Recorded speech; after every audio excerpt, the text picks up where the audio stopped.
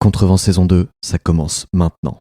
Pareil, avec la glamourisation de la tech et de la startup, les gens pensent que, enfin, il y a parfois une tendance à te dire tu vas devenir riche au bout de 3 ans, quoi. Si c'est ça le projet, faut pas le faire. Faut vraiment pas le faire. Une startup, c'est 10 ans, quoi, minimum. Et c'est 10 ans, c'est 10 ans de travail très dur, quoi. C'est ton quotidien.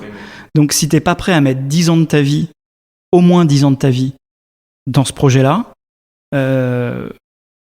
c'est pas une start-up que tu dois monter.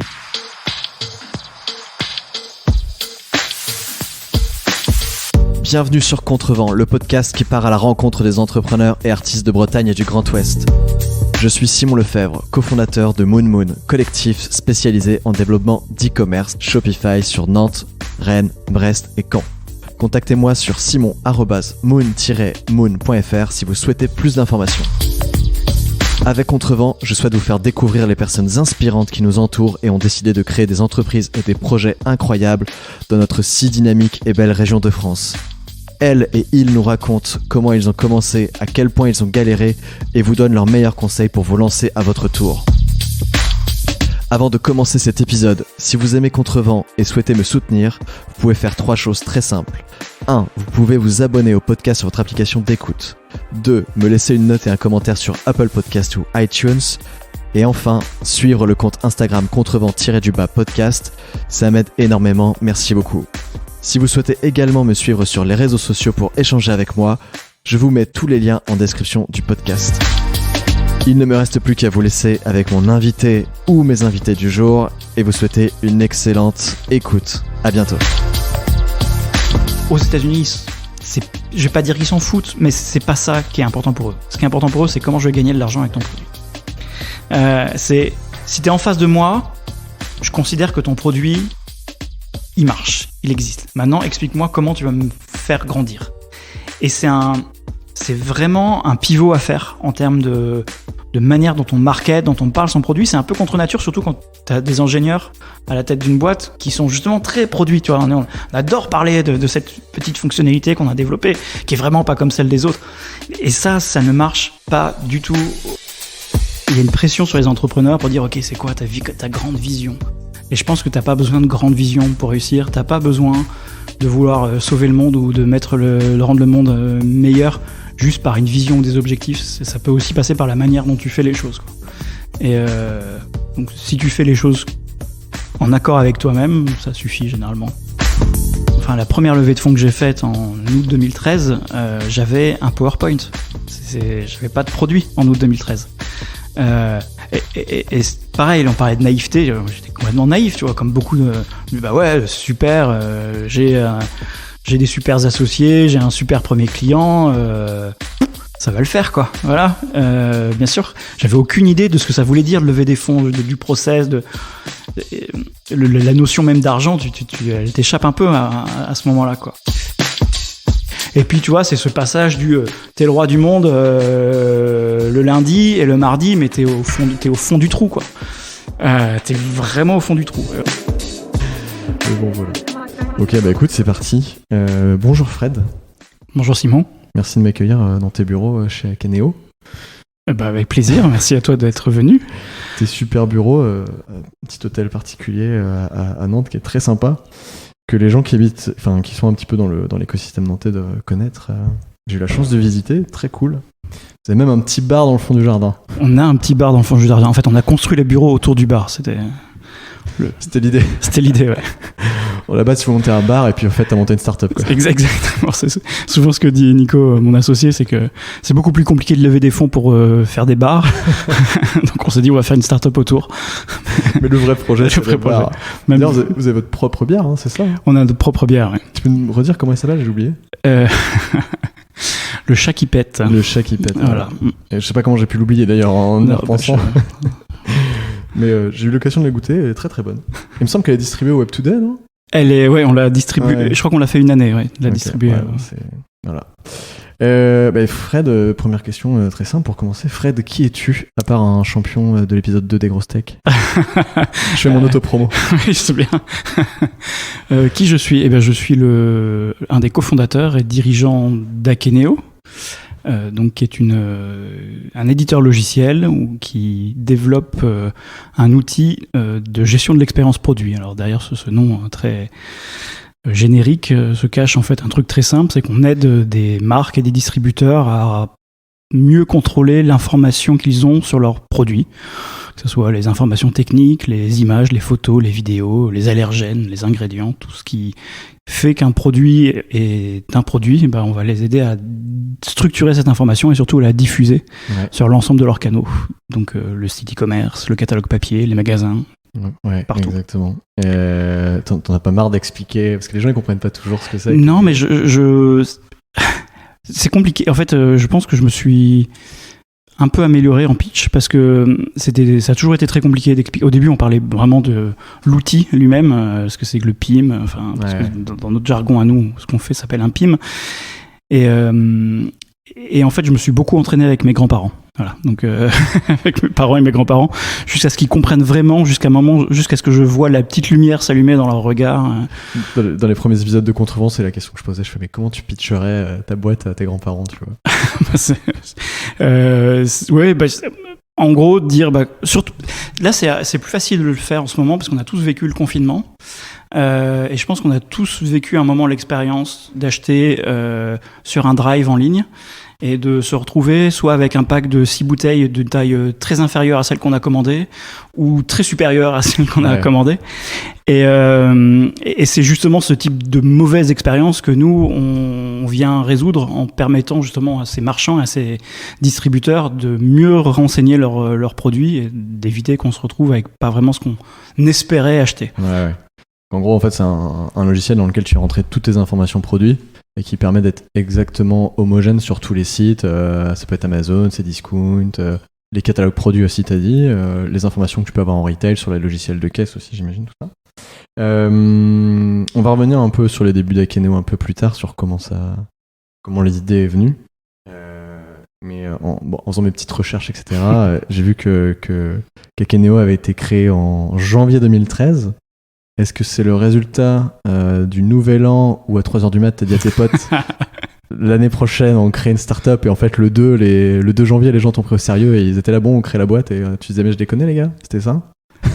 J'aimerais bien, mais en fait non, c'est le processus a été un peu plus long. Je pense que ça faisait quand même assez longtemps que j'avais envie de remonter une boîte et l'idée, en fait, elle est arrivée parce que... je sais pas si tu veux que je raconte maintenant la genèse du truc. Vas-y, si on est dans l'élan, vas-y. Mais évidemment, on allait revenir aussi là-dessus. Non, mais en tout cas, pour répondre à ta question, non, ça s'est pas fait le 31 décembre. Ça faisait déjà, je pense, bien 18 mois que je réfléchissais, que je préparais le projet. La boîte a commencé officiellement, effectivement, en janvier 2013, mais les premières lignes de code, elles ont été écrites en septembre 2012, le lendemain de mon mariage. Voilà, je me souviens très bien, je me suis marié et le lendemain, on démarrait, vraiment. En fait. Ça, c'est fait maintenant. Ça, c'est fait, exactement. Alors justement, tu me parlais tout à l'heure que tu t'améliorais dans le pitch d'Akeneo. Est-ce que tu te souviens de la première fois que tu as pitché Akeneo? Et j'en profite pour sortir une petite anecdote et j'encourage les gens à aller voir ça. Sur YouTube, j'ai trouvé une vidéo assez pépite où tu es sur un canapé au bord de la Loire avec tes équipes qui font semblant de se parler derrière, où tu pitches justement Akeneo pour un concours de start-up. C'était ça faisait peut-être 1 an, 2 ans que tu avais lancé la boîte. Cette vidéo est assez cool. Allez avoir tapé Frédéric de Gombert plus Akeneo dans YouTube et tomber dessus. Je suis pas sûr. Je vous la mettrai en lien du podcast. En tout cas, quand j'ai vu ça, j'ai beaucoup ri. Mais bref, pour revenir à la question initiale, tu te souviens de la première fois que tu as pitché Akeneo publiquement Publiquement, avec si, je me souviens. Pas mal de personnes, quoi. Si, je me souviens, et je pense qu'il y a eu deux phases. Il y a vraiment la phase où je suis un dev à la base. Enfin, je suis un mec qui est plutôt de la technique et je l'abordais vraiment sous un angle purement technique et produit. Et du coup, les gens comprenaient rien. Enfin, c'était incompréhensible. Et je pense que là, le moment où ça a vraiment basculé, c'est le moment où je me suis dit, ok, je vais raconter différemment, je vais raconter sous forme d'histoire et concrètement comment cette idée nous est venue. Et donc c'est là où on a commencé à raconter une histoire de Julia qui est responsable marketing dans une boîte un peu factice et qui doit faire un site e-commerce et qui se retrouve à gérer des fichiers Excel partout. Mais le premier pitch, il devait être complètement désastreux. Enfin, il a été désastreux puisque j'ai mis j'ai mis quand même quelques temps à déjà expliquer à mes associés ce que je voulais faire et ensuite à mes proches. Donc non, ça a été un peu laborieux. Ouais. C'est un peu... On va revenir là-dessus et notamment, je spoil un peu, mais sur l'intervention que tu as fait au Web Today il y a 2 ans, il y a 2 ans et demi maintenant, en 2018, qui est ultra intéressante et on va en parler plus tard, mais c'est comme ça que je t'ai découvert, moi, en fait, c'est au travers de cette vidéo-là. D'accord. Et j'ai participé à ce Web Today, mais j'étais pas le matin parce que je faisais partie de ceux qui avaient fait la fête la veille. C'est ça, Ouais. c'est le pire créneau le matin du Web Today. C'est le vendredi matin, ouais. Pour finir cette première phase de questions, je voulais te demander, comme on se connaît assez bien et que je veux pas qu'on se... Enfin, on se connaît assez bien, c'est faux, on se connaît pas très très bien non plus, mais on se connaît un peu. Et comme on a une bonne relation, je voulais te demander, c'est quoi la question qui t'énerve le plus pour pas que je te la pose, qu'on t'a déjà posée sur Akeneo? Ah la vache. La question qui m'énerve le plus. Ou la plus récurrente, mis à part expliquer ce qu'est Akeneo. Non mais en fait c'est souvent ça qui revient en fait. Ouais. C'est quoi un PIM ou je comprends pas vraiment la valeur de ce que vous faites. Non, il y a peu de questions qui m'énervent en fait. Je pense que C'est vrai que t'as pas l'air de encore. trop En tout cas, tu vas voir, ça va être. On va voir si tu y arrives. Merde. On va redémarrer au début de Fred, tu vois, genre Fred il a 18 ans, il a eu son bac. Qu'est-ce qu'il a dans sa tête à 18 ans? À 18 ans, sortant du bac, j'ai 2 options pour moi. C'est soit de faire du théâtre et soit de faire des jeux vidéo. En gros, à ce moment-là, dans ma vie, j'avais 2 trucs, quoi, le théâtre et les jeux vidéo. J'ai senti que le théâtre allait être un peu compliqué à vendre à mes parents. Et le jeu vidéo, alors que le jeu vidéo, plus facile, parce que je trouvais une manière plus détournée d'y arriver en disant je vais faire des études d'informatique, ce qui avait l'air un peu plus sérieux que de dire je vais faire des jeux vidéo, mais ce qui permettait d'arriver à la destination qui pour moi à l'époque était de dire tu vas faire des jeux vidéo, quoi. Ouais. Et tu fais toujours et du théâtre et tu joues encore aux jeux vidéo aujourd'hui? Alors du théâtre, j'en fais plus du tout. J'en ai fait beaucoup, enfin une certaine forme de théâtre en tout cas, qui est le théâtre d'improvisation que j'ai pratiqué beaucoup jusqu'à la création d'Akeneo et que j'ai arrêté complètement au moment de démarrer Akeneo, juste pour une question 1 d'emploi du temps et 2 de géographie. À l'époque, je faisais partie d'une troupe parisienne et j'étais, je pense, presque plus attaché à la troupe qu'à la pratique. Donc j'ai pas continué. Le jeu vidéo, quand j'ai le temps, j'essaye de jouer un peu. Et est-ce que tu penses que le théâtre d'impro t'a servi alors, est-ce que t'aurais des cas concrets qui prouvent que le théâtre d'improvisation t'a servi dans ton job, notamment chez Akeneo, pour improviser devant des investisseurs? Ah oui, on a ça aussi en fait. On n'a pas du tout, mais c'est pas grave, on va le développer dans la nuit. Je pense que... est-ce que j'aurais un exemple concret? Je sais pas, mais je pense que le théâtre d'impro, ça t'apprend beaucoup de choses sur toi déjà, sur comment l'être humain réagit dans des situations justement de risque, des situations où tu sors de ta zone de confort. Souvent, les gens imaginent que la première qualité d'un improvisateur, c'est la créativité. Dire, il a une créativité incroyable. Ouais. Non, la première qualité d'un improvisateur, c'est d'être capable d'écouter et de rebondir à ce qu'on lui propose, en fait. Ouais. Et ça, je pense, sans faire de la philosophie à 2 balles, mais quand tu es entrepreneur, c'est ça, être entrepreneur. C'est pas juste avoir une idée très forte et puis la mener jusqu'au bout, c'est d'être capable de t'adapter constamment, de réagir, de voir les petits obstacles, parfois qui peuvent devenir des opportunités. Et en fait, c'est ça que tu apprends en impro, c'est que même un mec qui rentre sur scène et qui se pète la gueule par accident, ça fait un début de scène en fait, ça fait un début d'histoire. Et je pense que ça évidemment ça te sert en tant qu'entrepreneur, même dans la vie professionnelle de tous les jours. On a fait pas mal de... J'essaie de faire venir des improvisateurs régulièrement chez Akeneo cool. pour essayer de partager un peu cette passion avec l'équipe. Et en fait, à chaque fois, on apprend plein de trucs et on en ressort, je trouve... on apprend toujours des trucs différents sur soi, en fait, grâce à ça. Donc je pense que ça sert. C'était une très longue réponse pour une petite question. Mais non, mais c'est ce que je veux. Il faut que tu parles plus que moi, donc c'est très bien. Du coup, sur ton parcours, tu as fait une école de dev en informatique qui s'appelle Epita. Ouais. Et tu as monté une boîte dans la foulée de cette école-là directement. Ouais. Et il y a un truc qui m'a surpris en regardant, c'est que la boîte, elle a duré à peu près 1 an et demi. c'est ça. Et en 1 an et demi, tu as quand même eu jusqu'à 10 employés, et puis finalement, la boîte s'est arrêtée, ou tu as revendu la boîte, qu'est-ce qui s'est passé? Ah non, c'était un échec cuisant. Je pense qu'on a fait toutes les erreurs du jeune entrepreneur. On était donc 3 ingénieurs, trois informaticiens. Et on s'était fait plaisir pendant nos études. On a eu l'occasion en fait de développer un logiciel. Alors j'essaye de replacer dans le contexte. Et on est en 2012, entre 2012 et 2013. Qu'est-ce que je dis? N'importe quoi. Entre 2002 et 2003. Donc à cette époque-là, la DSL commence à être démocratisée. YouTube n'existe pas. La vidéo sur Internet, ça n'existe pas ou très peu. Et on sent que ça commence à arriver. Et nous, on a eu la chance à un moment de faire un stage de fin d'études dans une boîte qui s'appelait Mediagong et qui était une agence web, mais qui avait aussi un concept super cool. Ils avaient un immense studio à Vitry-sur-Seine où ils faisaient venir des artistes qui venaient, et surtout des DJ, qui venaient faire des sets live et qui retransmettaient en direct sur leur site web. Et donc on a découvert comme ça le monde de la vidéo et du streaming. Et on a trouvé ça super cool. Et on s'est rendu compte qu'à l'époque, pour pouvoir faire des vidéos un peu interactives sur le net, c'était très compliqué, c'était du code, quoi. Et donc on s'est dit, tiens, pour aider les créatifs à faire plus facilement du contenu vidéo sur Internet, on va essayer de s'inspirer de ce que faisait un peu Flash à l'époque et de faire un logiciel qui permette facilement de faire de la vidéo interactive dans lequel tu puisses vraiment cliquer sur des trucs, il se passe des choses, quoi. Okay. Et donc on a fait ça, d'abord en tant que stage de fin d'études, et puis en sortant du stage de fin d'études, on se dit putain quand même, ça peut-être qu'il y a un truc à faire avec ça, quoi.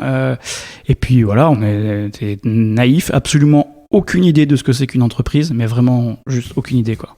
Vraiment des techs. Donc on y allait un peu la fleur au fusil. Et ça a été une super expérience parce qu'on s'est fait plaisir quand même pendant 18 mois. À développer beaucoup de trucs. Je pense qu'on a développé un logiciel qui était hyper riche, hyper sophistiqué. On était absolument nuls pour le vendre, et c'était mon boulot à l'époque. J'étais vraiment nul pour le vendre. On a eu une chance à un moment, c'est que à cette époque-là, justement, où YouTube n'existait pas, Flash ne supportait pas la vidéo à l'époque, à cette époque-là, pour lire de la vidéo sur Internet, tu avais 3 options. Tu avais le player de Microsoft, le player de Apple, QuickTime, et le player de Reel Networks, qui est une boîte qui a complètement disparu depuis, mais qui était un peu le truc qui était installé par défaut quand tu installais Windows. Tu avais ton Reel Player où tu pouvais lire. Et donc, eux nous avaient repérés, ils nous avaient pris dans leur programme et revendaient en fait nos logiciels. Alors, on était dans leur programme de distribution, quoi. Ce qui fait que la boîte a marché un peu et s'est crashé très peu de temps après. Déjà parce qu'on était 3 fondateurs et qu'à un moment, je crois qu'on s'est plus très bien entendus tous les 3 et qu'on était plus tout à fait alignés sur la manière de gérer la boîte et de ce qu'on voulait faire derrière. Et puis il y a Flash qui est arrivé aussi avec le support de la vidéo, YouTube qui est arrivé et qui a tué le game, quoi. Enfin, vraiment, c'était la fin de la partie, quoi. Donc, comment ça s'est fini concrètement, c'est quoi le dernier jour de le dernier jour, oh là là, c'était. Je pense que comme pas mal de boîtes qui meurent, on a. Je te fais vraiment rappeler des souvenirs sympas, quoi. Honnêtement, c'est juste que je suis curieux de me dire. C'est suffisamment, c'est vraiment suffisamment loin. Maintenant, pour que ça soit digéré, et je pense que comme beaucoup de monde, quand finalement tu gardes que les bons souvenirs, le cerveau a tendance à un peu effacer les mauvais côtés. Et je pense qu'on a senti que ça marchait plus. Il y a eu vraiment une scission entre les trois fondateurs. Il y en a un qui est parti. On s'est retrouvés à 2 et on commençait à avoir besoin de vivre aussi. Donc on a commencé à faire un peu de service, à bricoler des choses à côté. Et puis à un moment, on s'est dit quitte à faire ça, autant aller chercher un vrai job, quoi. Et puis apprendre notre métier vraiment dans une entreprise. Et puis on y reviendra plus tard. Et du coup, t'as été bossé après pendant 7 ans dans une boîte qui s'appelle Smile. Ouais. Si je comprends bien, c'est une boîte qui intégrait des services open source dans d'autres entreprises et qui les aidait en fait à les intégrer, à s'en servir. En gros, c'est ça ? Exactement, ouais. C'est une société de services, mais qui avait comme spécialité vraiment d'intégrer uniquement des applications open source. Okay. Moi, je connaissais pas du tout l'open source avant d'arriver chez Smile, et ça a été vraiment une découverte. Donc l'open source, c'est vraiment le fait que le logiciel que tu utilises, le code, vraiment ce qu'il y a sous le capot est visible, exposé. Donc n'importe qui peut le prendre, le modifier à sa guise, l'améliorer. Et pour moi, ça a été vraiment une révélation de dire ah, putain, en fait, il y a un monde où on est capable vraiment, non pas chacun de son côté, de développer son truc et puis d'être en compétition constante avec les autres en essayant de comprendre ce qu'ont fait les autres de mieux que toi. Non, là, tu mets tout, tu me donnes tout, tout est transparent et chacun améliore en fait, chacun va venir enrichir le logiciel. Et donc chez Smile, on faisait ça en fait, on récupérait des logiciels qui étaient open source, on les adaptait, on les intégrait pour les besoins de nos clients. Ok. Et ça s'est passé comment cette transition de entrepreneur finalement, même si tu nous dis un petit peu que tu réalisais pas trop toi-même que tu étais entrepreneur en fait, c'est juste que vous étiez sur un projet. Cette transition de en gros je suis mon propre patron à je bosse pour une boîte, est-ce que ça a été facile ou comment tu l'as vécu?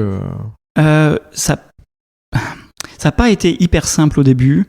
Déjà, sur le plan purement de l'ego personnel, tu sais, à un moment de dire bon bah j'ai été mon propre patron et puis d'un coup je le suis plus du tout. Je suis rentré dans une boîte qui faisait, c'était pas une grosse boîte, tu vois, c'était 60 personnes, mais quand même déjà avec de la structure, des process. Mais c'était, je pense que le truc le plus dur, en termes d'ego, c'était de se dire, à l'époque, les gens me voyaient comme un entrepreneur qui avait échoué, quoi. Et donc, bon, bah, c'est pas grave, t'as échoué, maintenant tu vas faire le truc normal que tout le monde fait, quoi.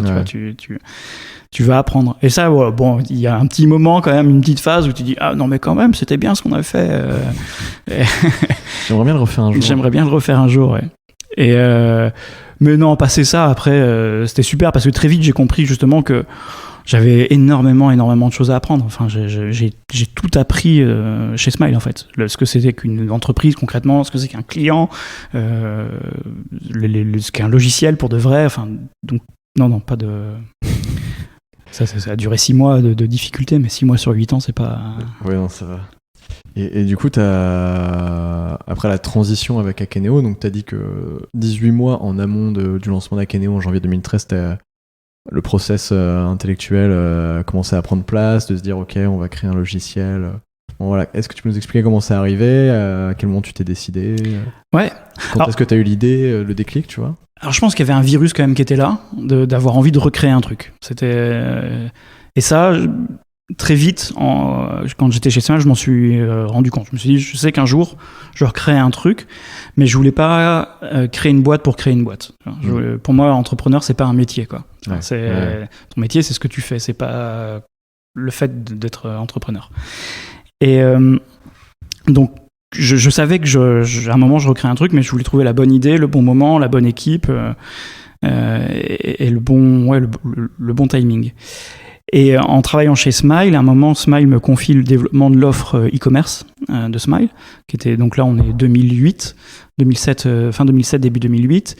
Et ça correspond à peu près au moment où il y a vraiment une vague très forte de premiers équipements en site e-commerce pour notamment beaucoup de marques de la mode, les retailers traditionnels qui commencent à comprendre que Amazon arrive et que le e-commerce c'est pas juste un truc de niche, mais que c'est un vrai canal de vente et qu'il va falloir quand même commencer à s'en occuper sérieusement.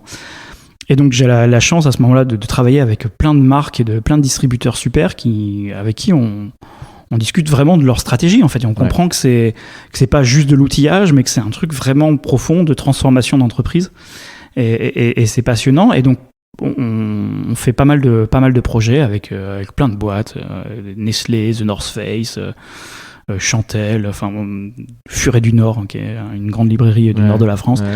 Des projets passionnants. Et puis on se rend compte en fait en menant ces projets que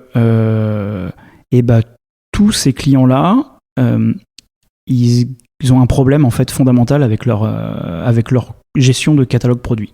C'est-à-dire que même si on leur met des technos en place qui sont hyper sophistiqués, leur fiche produit, elle reste un peu dégueulasse à la fin, quoi.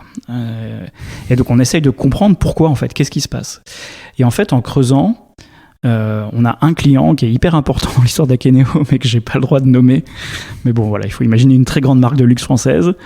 Qu'on accompagnait sur la plateforme e-commerce, et je commence à essayer de creuser, à comprendre qu'est-ce qui se passe, quoi. Pourquoi c'est si compliqué pour eux de mettre en ligne des fiches produits de bonne qualité. Et donc on creuse un peu, et donc on se rend compte que dans l'équipe en charge du site e-commerce, il y a 4 personnes qui passent leur temps plein à remplir des fichiers Excel pour essayer de comprendre quels sont les produits qui sont sortis dans une nouvelle collection. Ouais. Il y a 2 nouvelles collections par an. Et à chaque fois qu'il y a une nouvelle collection, on commence un travail titanesque. Recherche V. Exactement. Parce que eux, en fait, quand le site internet recevait la nouvelle collection, en gros, ils recevaient un fichier Excel avec 2 colonnes. Une colonne avec une référence produit, C25 64 12, et un prix. Et à partir de là, ils devaient se démerder en disant bah allez-y les gars, créez-moi les fiches produits. Donc il fallait comprendre c'est quoi ces références. Est-ce que c'est une déclinaison d'un produit qui existait déjà dans le passé ou est-ce que c'est vraiment un nouveau produit ? Il faut faire des photos, il faut écrire les contenus, il faut traduire dans les 12 langues dans lesquelles le site est présent en ligne. Et donc tout ce travail, c'est un travail de fourmi fait uniquement dans des fichiers Excel pour 4 personnes à temps plein. Évidemment, pas un travail hyper passionnant, donc beaucoup de turnover, donc les équipes qui se renouvellent quand même pas mal. On se dit putain, c'est pas possible en fait, on peut pas travailler comme ça. Et là où ça devient encore plus absurde, c'est qu'à un moment on monte 2 étages dans le même immeuble et on rencontre 2 autres personnes qui font exactement le même boulot, mais pour le catalogue papier. Et comme c'est une grande boîte, les gens qui travaillent sur le catalogue papier sont pas du tout les gens qui travaillent sur le site internet. Ils se connaissent pas. Ils se communiquent pas, et donc ils refont. Mais alors quand ils refont vraiment, ils refont des photos, ils réécrivent des contenus, ils travaillent avec d'autres agences de traduction pour retraduire les contenus. C'est un délire. Donc c'est un délire incroyable, et en fait, au début je me dis c'est juste eux, parce qu'ils ont un sens de la qualité, c'est très artisanal, ça fait partie de leur ADN, et en fait je vois ça chez Auchan, je vois ça chez The North Face, je vois ça chez tout un tas d'autres clients dans d'autres univers, dans d'autres industries, avec des niveaux de maturité très différents sur le canal digital, mais toujours le même problème. Et c'est là où on se dit, quand même, ok, là, il y a un truc à faire. Il y a un truc à faire, et je demande justement à cette boîte de luxe en disant, voilà, j'ai cette idée-là, qu'est-ce que vous en pensez si on mettait un outil qui vous aidait à centraliser un peu ces informations et à rationaliser un peu ces processus ? Est-ce que ça vous intéresserait ? Et là, ils me répondent du tac au tac, si tu le fais, on sera ton premier client. Ce qui est à la fois génial parce que d'un coup c'est super, et puis un peu flippant en disant waouh, c'est quand même beaucoup de pression quoi. Ouais. Donc est-ce que j'ai vraiment envie de prendre ce risque là quoi ? Là t'es encore chez Smile. Et je suis encore chez Smile. Et quand tu dis on se rend compte qu'il y a une opportunité là-dessus, c'est toi tout seul avec tes futurs cofondateurs, ou est-ce que cette problématique elle remonte chez Smile Ouais, non, c'est je pense d'abord moi, un peu chez Smile, et puis après mes associés chez Akenos sont des gens que j'ai rencontrés chez Smile. Oui, où je commence à leur en parler en disant t'as vu, c'est quand même étonnant, et on fait ce chemin-là un peu ensemble, quoi, de se dire. Et jusqu'au moment où on se dit, en fait, oui, il y a un truc, il y a une opportunité, enfin, ce qui était une intuition devient une opportunité, quoi. De dire, là, on arrive à un timing où on peut le faire. Et au début, moi, mon idée, c'était même de le faire chez Smile, en fait. C'était de me dire, je vais proposer à Smile de le construire. Et c'est d'abord la première piste qu'on a étudiée, et puis on s'est rendu compte qu'en fait, c'est compliqué d'allier le métier d'éditeur de logiciels avec le métier de service. Que c'est pas les mêmes modèles économiques. Une société de service, elle doit vendre des jours hommes. Chaque jour passé doit être facturé. Et puis j'imagine que ça faisait un gros morceau dans la bande passante de développer aussi ce truc. Exactement, c'est un investissement en fait. Le développement de logiciel, c'est un investissement énorme qui est pas forcément compatible avec le modèle économique d'une SS2I, quoi, d'une société de service. Donc c'est là où très vite on se dit ok, on va le faire de notre côté, on se lance. Et je pense il y a eu 3 vraiment événements successifs qui ont fait que je me suis dit, allez, c'est maintenant. J'ai ce premier potentiel client qui me dit, ok, on te suit. J'ai Nico et Benoît qui me disent, ok, on te suit. Et j'ai quelqu'un qui s'appelle Yoav Koutner, qui est un des 2 fondateurs de Magento, qui est donc c'est un peu technique, mais voilà, Magento, c'est une des plus grosses plateformes e-commerce mondiales.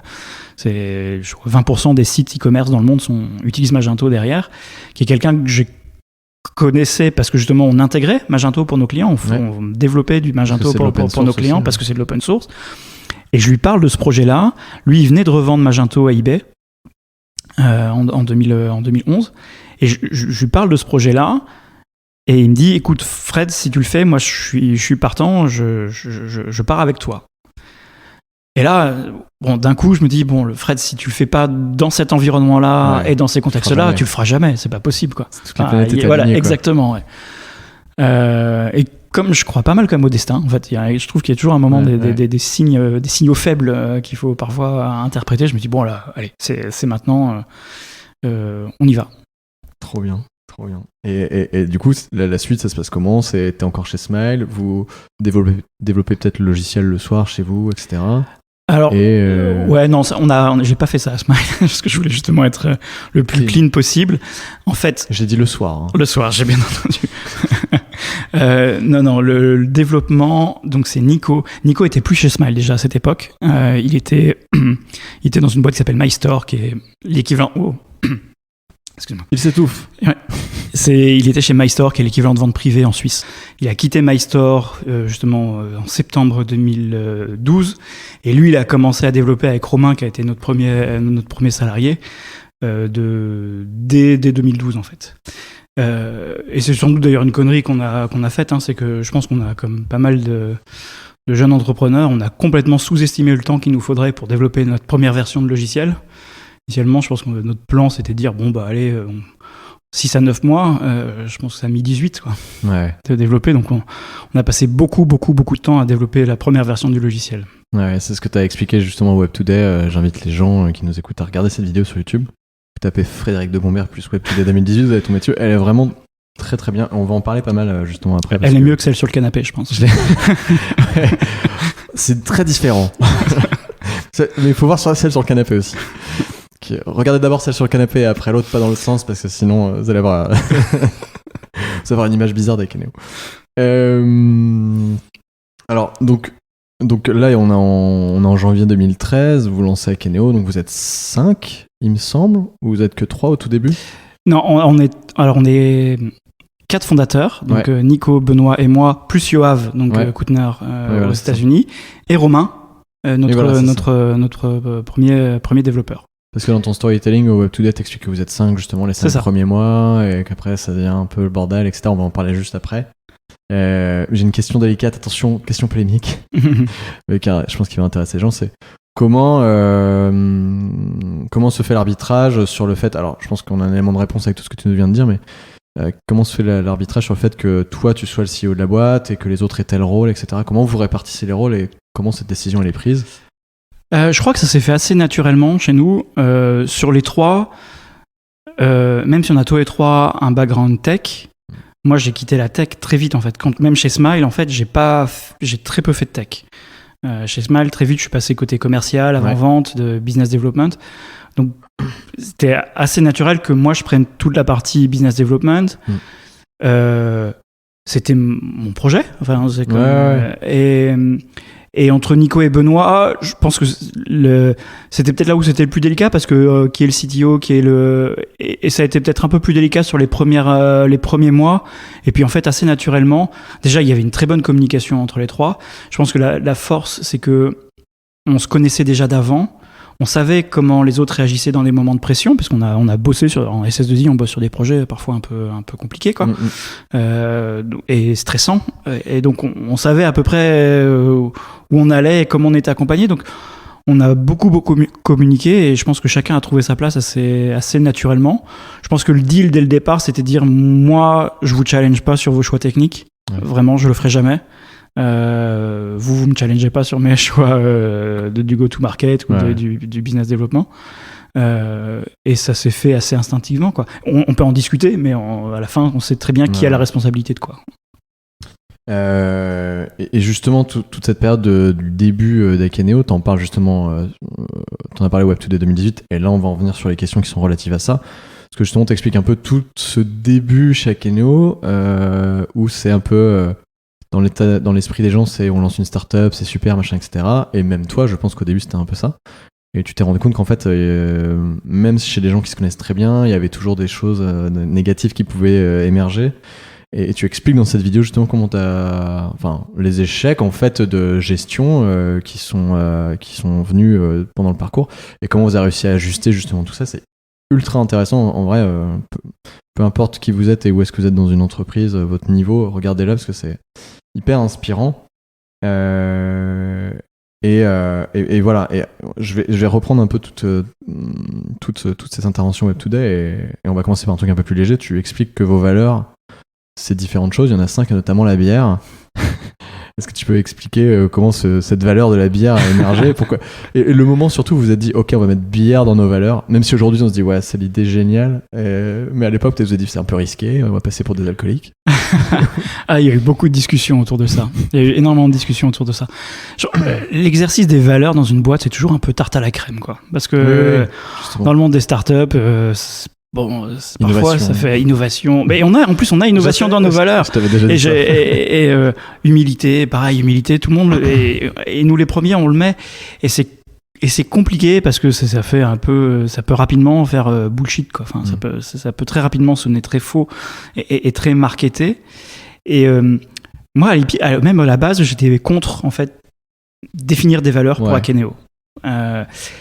Et qu'est-ce qui t'a fait changer d'avis? Qu'est-ce qui m'a fait changer d'avis? C'est je pense que c'était en 2015, on fait un audit RH en interne. C'est le moment, justement, dans cette vidéo, je parle de la première crise, une des crises de croissance. Ouais. On commence à être 20 personnes. On sent que, à 20 personnes, tout ne se passe plus autour de la machine à café. Ouais. Il y a plus ce moment de l'information en temps réel, qui fait que tu sais à tout moment qui fait quoi, qu'est-ce qui se passe dans la boîte. Ouais. Et qui crée un peu ce sentiment de déconnexion, de méfiance, est-ce qu'on me cache des choses, c'est assez bizarre, mais je pense que toutes les boîtes sont passées par ce moment-là. Et donc à un moment, on s'est dit on va faire venir quelqu'un d'extérieur pour nous aider à comprendre aussi comment les gens se sentent et qu'est-ce qu'on doit améliorer, sur quoi on doit travailler. Et il y a eu deux conclusions, il y a eu plusieurs conclusions, mais il y en a deux qui nous ont marqués de cet audit et de ces interviews qui ont été faites. La première, c'est de dire, visiblement, chez Akeneo, il y a un ADN, une culture qui est assez forte. Les gens vraiment se sentent appartenir à quelque chose, mais c'est pas défini exactement. Donc, ce serait bien que vous fassiez ce travail de définir exactement ce que c'est qu'Akeneo, et parce que vous êtes en train de grandir, vous êtes en train d'embaucher plein de monde, et donc c'est important de donner aussi des guides en fait pour dire qu'est-ce qu'on veut et surtout qu'est-ce qu'on veut pas chez Akeneo. Qui était le premier point. Et pour répondre à ton deuxième point, le deuxième, qui était même pas une conclusion de l'audit, c'était à la fin de la restitution de l'audit, la consultante nous dit par contre, il faut que je vous dise un truc quand même, c'est que tout le monde m'a parlé de la bière du vendredi soir. Bon, c'était pas que le vendredi soir, c'est aussi le mercredi soir, le jeudi soir, mais vraiment, visiblement, il y a un truc avec la bière chez Akeneo, parce que tout le monde m'a dit ce qui est sympa, tout ça, c'est qu'on va boire des bières ensemble. Est-ce que si en entretien chez Akeneo, on dit qu'on n'aime pas la bière, on n'est pas pris? Et c'était un peu le risque, en fait, justement, d'utiliser bière. Non, parce que, évidemment, on accepte les gens qui boivent du vin. S'ils acceptent de mettre de la bière dedans. S'ils acceptent de mettre de la bière dedans. Non, mais c'est pas du tout une ode à l'alcool ou à la débauche, mais d'un coup, ça nous a frappé, en fait, de dire, en fait, qu'est-ce que ça voulait dire? En fait, c'était la convivialité, quoi. C'était le fait qu'il y avait une vie en dehors des heures de bureau et qu'il y a un noyau qui s'est créé et qui aimait bien se retrouver pour travailler, mais aussi pour faire autre chose, quoi. Ouais. Et c'est ça qu'on a voulu symboliser avec la valeur bière. Ça, et puis ça permet aussi de désamorcer un peu le côté on se prend très au sérieux, on a des valeurs hyper policées, Ouais, mais c'est hyper malin, enfin, même si c'est très sincère, mais en plus c'est très malin, ça reste en tête. Et je pense que les gens doivent souvent en parler. Et puisqu'on est dans les symboles, vous avez une mascotte qui s'appelle Ziggy, qui est un hydre, donc on dirait un dragon à 3 têtes, on peut dire. Tiens, c'est ça la question que j'aime pas qu'on me pose. C'est ça. c'est quoi votre dragon à 3 têtes? Et je dis toujours, c'est pas un dragon, c'est une hydre. Oui. Mais tu l'as dit, donc tout va bien. Tu t'en es sorti très bien. Mais je sais, mais j'ai étudié le truc à fond. Hein. D'ailleurs, il y a un super site que vous avez fait sur cet hydre. Vous tapez Ziggy plus Akeneo, vous allez tomber sur ce site qui est génial, qui m'a fait mourir de rire. Je sais pas qui a fait ça, mais c'est très très marrant. Et rapidement, d'où sort cette icône, cette mascotte? Alors déjà, je pense qu'on est tous un peu quand même assez geek à la base, dans la boîte. Donc un peu l'imagerie médiévale fantastique, tu vois, les gros monstres, etc.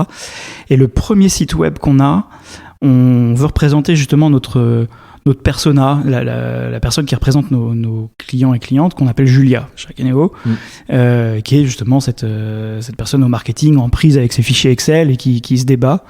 Et à l'époque, nous, ce qu'on voulait représenter, c'était le multicanal. Donc dire, c'est pas uniquement votre site e-commerce, c'est votre site e-commerce, vos catalogues papier, vos applications mobiles, vos points de vente. Et l'hydre, elle vient de là, en fait. C'était la première illustration. On avait une illustration géante quand t'arrivais sur la homepage de notre site, où t'avais une Julia, c'était une photo, avec un bouclier et une épée, et une espèce d'énorme hydre qui avait vraiment l'air méchante, qui la menaçait, avec Julia qui se défendait contre elle, quoi. Bon, c'était très geek, c'était un peu noir, même. Bon, vraiment, rapidement, on s'est débarrassé de cette image-là qui était pas vraiment en phase avec les gens à qui on vendait Akeneo. Mais par contre, l'idée de l'hydre, elle est restée. L'idée de l'hydre qui représentait le multicanal. Et en fait, on a poussé le truc plus loin en disant, mais alors pourquoi ça doit faire peur? Justement, on veut pas que ça fasse peur. Donc, est-ce qu'on peut pas transformer ce truc, ce monstre, qui fait peur, en un truc vachement mignon? Et qu'on a transformé ça en Ziggy, qui est cette petite peluche violette à 3 têtes que tu as plutôt envie de prendre dans tes bras que de combattre, quoi. Il y en a des peluches un peu partout d'ailleurs ici dans tes bureaux, c'est assez cool. On va revenir un peu sur la crise des 5 premiers mois, mais ça en a déjà un petit peu parlé. C'est quoi le déclencheur qui fait que tu t'es dit bon, ok, là ça va pas, il y a un souci, on se connaît très bien, on communique bien, mais en fait on n'avance pas dans le même sens. Enfin, c'était quoi le déclencheur? Parce que tu vois, par exemple, dans ce talk-là, tu dis les 5 mois. C'est-à-dire qu'à mon avis, il y a eu un momentum fin mai, peut-être, où... moi, tu dis, on a failli crever, notamment. Je nous voyais plier la boîte, ouais. Je nous voyais fermer. Et je pense qu'il y a eu plusieurs raisons, mais la raison principale, c'est justement par rapport au tempo et au timing dont on parlait tout à l'heure. Ouais.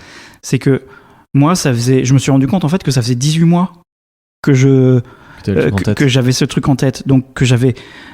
Pour moi, la vision a été extrêmement claire de ce que je voulais faire, parce que ça faisait 18 mois que je la maturais. Et que le PIM et ce qu'on fait, c'est pas instinctif. Si tu veux, nous, en tant que consommateurs au quotidien, ça nous touche pas. Donc c'est difficile de projeter, en fait, des équipes, des développeurs, des commerciaux, des équipes marketing sur un truc auquel ils n'ont jamais été confrontés eux-mêmes, en fait. Parce que et je pense j'ai pas su l'expliquer, on reparlait du pitch, je pense que on n'a pas su l'expliquer, on n'a pas su expliquer pourquoi c'était important, et on n'a pas réussi à créer justement cette adhésion et cette envie d'y aller ensemble, quoi.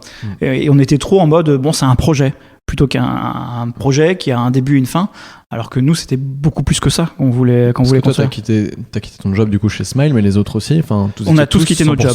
On a tous quitté notre job. Non, quand je dis pour nous trois, c'était clair.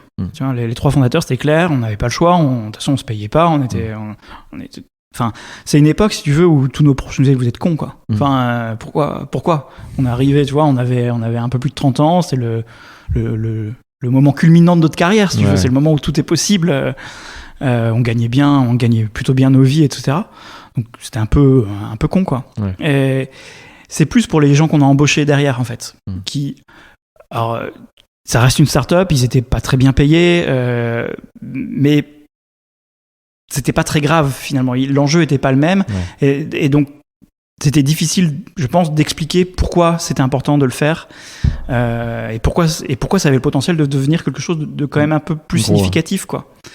Je pense aussi que le côté open source, dont on a parlé, pouvait faire peur à des investisseurs. Ils se disaient, en fait, la techno, elle va partir. Oui, mais pour les premières personnes qu'on a embauchées, les gens venaient presque plus pour l'open source que pour le projet qu'on développait nous-mêmes. Sur des profils dev, plutôt. Sur les profils dev. Mais qui sont les premiers profils qu'on a développés, en fait, puisque, comme je disais, on a passé quasiment 18 mois à faire de la R&D. Il y avait que ça, en fait. Il y avait que des développeurs, il y avait que des gens qui nous aidaient à construire le produit. Et je pense que les gens sont venus plus presque pour le côté open source que pour et ce qu'est faire. Et puis, je pense que nos valeurs, elles sont très liées aussi au fait que on adhère à ce mode de développer, ce mode de déployer un produit.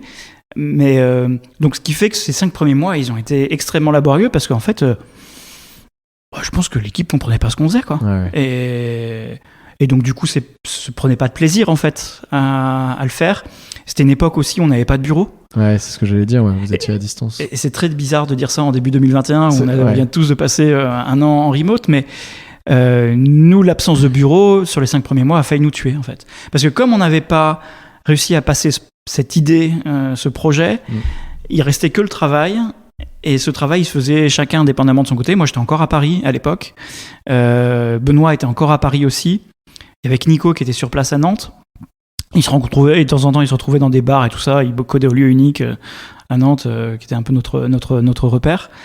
Et ça marchait moyennement, quoi. Et vraiment, du jour où on a eu des bureaux, où on a eu un lieu justement qui permettait d'avoir tout le monde qui se retrouve, et ça crée une dynamique qui était pas là avant. Et je pense que cette première crise-là, je pense vraiment, encore rétrospectivement, il y a plein de fois où on a eu des hauts et des très grands hauts et des très grands bas, mais on n'est jamais passé aussi près d'arrêter tout qu'au bout des 5 premiers mois.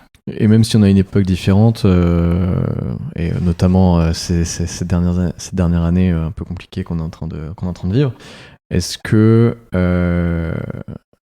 tu penses toujours que le fait d'être en remote, ce qui est le cas aujourd'hui pour pas mal d'entreprises, c'est toujours un frein aujourd'hui pour la boîte, ou est-ce que en fait tu penses que vous arrivez quand même à maintenir le truc?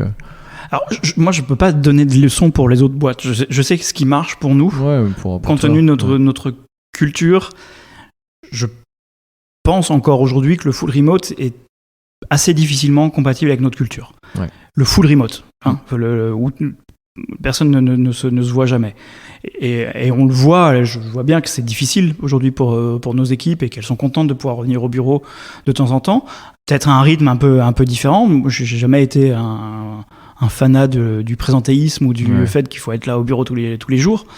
Mais je crois que chez nous, en tout cas, la manière dont on a construit cette boîte, c'est important qu'il se passe des choses en dehors des heures du bureau. Et pour qu'il se passe des choses en dehors des heures du bureau, il faut qu'il y ait un lieu, il faut qu'il y ait des choses qui se passent, vraiment, quoi. Donc, et tu parles aussi dans ce talk que le fait qu'à partir d'un certain nombre de personnes dans la boîte, il se crée des groupes. Et je trouve ça hyper intéressant. Tu dis, tu le dis clairement, à 20 personnes, il commence à se former des groupes. Et du coup, des personnes qui peut-être communiquent entre eux sans communiquer avec les autres, ou qui créent des rumeurs, entre guillemets, etc. Sans jeter la pierre à personne, mais comment tu constates ce truc-là? Qu'est-ce qui te fait tilter qu'en fait, il commence à se créer des groupes? Et qu'est-ce que tu as fait pour justement changer ça dans la boîte? Ça, et encore aujourd'hui, c'est ma hantise, ma phobie, les silos. Vraiment ce qu'on cherche en plus à combattre avec Akeneo, dans les organisations, plutôt que d'avoir des gens qui travaillent d'un côté sur leur catalogue, de l'autre sur leur site e-commerce, de faire travailler les gens ensemble. Moi, c'est ma terreur. Vraiment, ma hantise que justement les gens soient plus obsédés par savoir ce que les autres font plutôt que de travailler eux ensemble et d'avoir un collectif qui avance ensemble, quoi. Et un peu naïvement, je pense qu'avec Nico et Benoît, on s'était convaincus que les silos, c'était des trucs de grandes boîtes, quoi. Tu vois, que ça arrivait à peut-être 100, 200 personnes, mais pas avant. Et 20 personnes, et déjà, on sent que ça arrive, quoi. Déjà, on sent que mécaniquement, il y a des groupes qui se créent. Juste parce qu'encore une fois, la communication, elle est plus en temps réel chez tout le monde. Donc, il y a une sensation de désynchronisation, t'es en asynchrone, donc tu n'étais plus exactement au courant de tout au même moment. Et ça, ça fait flipper grave. C'est vraiment. Et comment on casse ça? Je pense que ça se passe beaucoup par la communication. Je pense qu'encore aujourd'hui, on cherche et on travaille sur comment on crée ces moments où on communique pour partager, pour éliminer cette culture, cette sensation de la culture du secret qui peut parfois naître, ou d'avoir l'impression que les gens sont déconnectés, qu'ils sont plus alignés sur les objectifs. Ce qui est normal, à un moment, c'est normal d'être désaligné. Ce qui est pas normal, c'est d'être désaligné et de pas accepter et de pas travailler ensemble sur pourquoi on est désaligné. Et donc on a essayé de travailler là-dessus en communication, beaucoup, à adapter l'organisation aussi pour que les gens puissent passer d'une équipe à une autre plus facilement, comprendre les enjeux, les besoins de chacun. Je crois pas qu'on ait de recette miracle, tu vois. Aujourd'hui, on est un peu plus de 200 il y en a d'autres types de silos qui se créent, qui sont des silos géographiques cette fois, tu vois, avec une équipe de plus en plus grosse aux US. Il y a un vrai enjeu de comment on fait en sorte que ce soit pas 2 boîtes dans la boîte, mais que tout le monde travaille dans le même sens, même si on doit accepter les spécificités de chacun. Donc il y a encore des enjeux et des challenges. Il n'y a pas de recette miracle. Je pense que la seule recette, c'est de surcommuniquer. Il ne faut jamais pas avoir peur de surcommuniquer. Tu as des personnes chez Akeno qui sont dédiées à ça, à la communication interne ? Non, pas encore, parce que je pense que déléguer la communication interne trop tôt à quelqu'un, c'est de dire que c'est pas ta responsabilité. Et je pense que la communication, c'est l'affaire de tous, tu vois. Enfin, c'est pas, alors c'est notre affaire nous en tant que dirigeant, en tant que fondateur, mais c'est l'affaire de tout le monde. Tout le monde doit travailler à communiquer et à expliquer ce qu'il fait et à expliquer ses besoins. Alors que si tu le mets dans la responsabilité de quelqu'un, ça devient la responsabilité de quelqu'un. Ouais. Tu le dis, aujourd'hui chez Akeno, vous êtes un peu plus de 200. Est-ce que rétrospectivement, tu te dis, on a peut-être grossi trop vite? Alors, je dis ça en même temps, ça se passe très bien pour vous, donc j'imagine que ça va très bien. Mais est-ce que si t'étais à refaire, tu aurais été moins vite? Parce que je sais que vous avez levé des fonds aussi en 2017, en 2019, avec des grosses sommes. Est-ce que tout ça, c'était obligatoire? Est-ce que, des choses que tu aurais fait autrement? Il y a plein de choses que je ferais autrement, mais pas grossir moins vite. Je pense que même parfois je me dis que en refaisant aujourd'hui, en repartant de zéro aujourd'hui, on pourrait même grossir plus vite. On éviterait certaines erreurs qu'on a faites, certains errements qu'on a eus. Donc l'hypercroissance, c'est dur, c'est pas naturel. Ouais. Je pense que en fait, il y a peu de gens qui, avec un peu tout l'effet de glamourisation de la start-up qu'on a vu ces dernières années. Qui est un peu en train de redescendre, j'ai l'impression. Qui est un peu en train de redescendre et c'est pas plus mal. Les gens ont tendance à oublier que c'est pas naturel de grandir à cette vitesse-là. C'est pas... On fait quelque chose qui va contre une croissance organique normale. Et donc, ça, c'est violent, en fait. L'hypercroissance, c'est une violence, en fait. Qui s'adoptent, qui s'apprivoisent, comme des gens qui escaladent l'Everest. C'est violent. L'homme n'est pas fait pour être en haut de l'Everest, quoi. Ouais. Et c'est pas pour ça qu'il y a des gens qui le font pas. Mais donc c'est extrêmement, extrêmement dur. Nous, c'est un choix qu'on a fait avec Nico et Benoît, de se dire c'est ça que nous on a envie de faire, c'est ce type d'aventure dont on a envie. On se repose la question tous les ans on se réunit tous les 3 et on se dit concrètement, est-ce qu'on a encore envie d'aller plus loin, de repousser un peu le drapeau quelques mètres plus haut. Mais ça, non, je ralentirai pas. Il y a plein de choses que je ferais différemment, sur l'international notamment, mais j'essaye en fait. J'aime pas trop regarder derrière, en fait. Ouais. Je trouve que c'est... Parce que quand on analyse trop ce qui s'est passé derrière soi, on perd, je pense, aussi quelque part un peu de la naïveté qui fait qu'on en est là, en fait. Ouais, je comprends. Mais il y a aussi une question qui m'a toujours interpellé, c'est dans une année, quand tu vas intégrer peut-être 50, 60 personnes, je sais pas quelle année tu as intégré le plus de personnes dans la boîte, c'est peut-être arrivé d'avoir peut-être 50 personnes à intégrer dans l'année, tu vois. Ouais. Donc ça fait une personne par semaine. Comment t'arrives à intégrer des gens comme ça dans la boîte? Je suis désolé pour ceux qui écoutent, je pose mes questions perso là. Je dis ça, je suis pas en train de monter une boîte de 200 personnes du tout. Mais c'est toujours un truc qui m'a impressionné. Je te dis ça parce que je vois le truc, je vois une boîte qui est sur Rennes, où je connais le fondateur aussi, qui s'appelle Steeple. Et ils sont passés de 10 à 40 personnes là en un an. Je me dis, mais ça doit être dingue en un an de faire x4 sur sa boîte, quoi. Et donc, comment ça se passe? Comment t'arrives à intégrer les gens au fur et à mesure? Ne serait-ce que se partager les tâches métiers, tu vois? Il y a des personnes qui se disent, je me fais amputer de mon taf. Alors, ça arrive assez peu. Moi, j'avais un peu cette crainte-là aussi. Et en fait, assez peu. Parce que si on grandit, c'est qu'on a de plus en plus de choses à faire. Donc on est plutôt, quand on grandit, c'est justement pour soulager plutôt les gens qui sont là que de leur amputer un truc. C'est généralement, dans une startup qui grandit, on a toujours un temps de retard entre là où on en est et là où on devrait être en termes d'organisation. Je suis jamais en avance, en fait. Je suis toujours en retard. Donc j'ai toujours moins de personnes que ce dont j'aurais vraiment besoin pour faire ce qu'il y a à faire. Tu veux passer une annonce pour recruter ou pas? On recrute 110 personnes cette année. C'est vrai? Ouais. Ouais, quand même. Allez-y. Donc, n'hésitez pas. Donc, il n'y a pas cette notion de on ampute. Par contre, c'est sûr qu'en termes d'organisation, ça bouscule énormément. Et ça se passe que par la structuration. Et je pense que en termes de violence, je pense que aussi on parlait de crise de croissance. Ouais. La crise de croissance, je pense, la plus violente qu'on ait eue aussi, c'est justement ce passage de dire, nous, on croyait beaucoup aux hiérarchies les plus plates possibles. Ouais. Tu vois. Et on l'a tenu assez longtemps, en fait. Je pense que jusqu'à 40 personnes, on était quand même très, très flat chez Akeneo.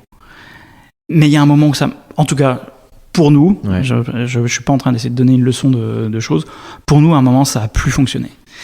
Et donc, on a commencé à structurer, justement parce que je ne peux pas rajouter 10 personnes par trimestre dans une organisation flat. Ouais. Il faut qu'il y ait des gens qui s'organisent. Parce que sinon, en gros, c'est Nico, Benoît et moi qui explosons, quoi. Qui explosons en route, quoi. Donc, on a commencé à structurer. Pareil, je pense que tout ce qui est onboarding des nouveaux, etc., je pense qu'on a encore beaucoup de progrès à faire sur ces sujets-là, mais on y travaille constamment. Mais c'est commencer à réussir à responsabiliser, à créer de l'ownership, enfin de la prise de responsabilité sur des managers, en fait, qui vont nous aider à relayer et à faire grandir la boîte comme ça, quoi. Ouais. J'en parlais tout à l'heure, vous avez fait plusieurs levées de fonds, notamment la dernière qui était de 41 millions d'euros, c'est énorme. Comment ça se passe une levée de fonds d'une somme d'argent comme ça? Tu vois, je pense qu'il y en a beaucoup qui se posent la question. C'est comment un jour dites bon, on a besoin d'argent, tu prends un papier, un crayon, tu commences à monter un dossier, qu'est-ce que... Ouais, ou est-ce que c'est des VC qui viennent vous voir en disant on a envie d'investir dans votre boîte Dans notre cas, c'est comme ça que ça s'est passé. Dans notre cas, c'est plutôt des VC qui sont venus frapper à la porte. Je pense que là-dessus, on a été plutôt privilégiés. C'est marrant parce que nous, les levées de fonds, c'est les plus petites qui ont été les plus longues et les plus dures. La première... Parce que c'est vous qui alliez chercher, peut-être, c'est pour ça? C'est nous qui allions chercher, on n'avait rien. Enfin, la première levée de fonds que j'ai faite en août 2013, j'avais un PowerPoint. J'avais pas de produit en août 2013.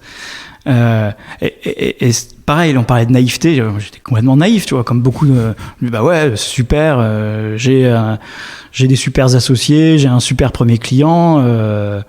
ça va le faire, quoi. Voilà. Bien sûr, j'avais aucune idée de ce que ça voulait dire de lever des fonds, du process, la notion même d'argent, elle t'échappe un peu à ce moment-là, quoi.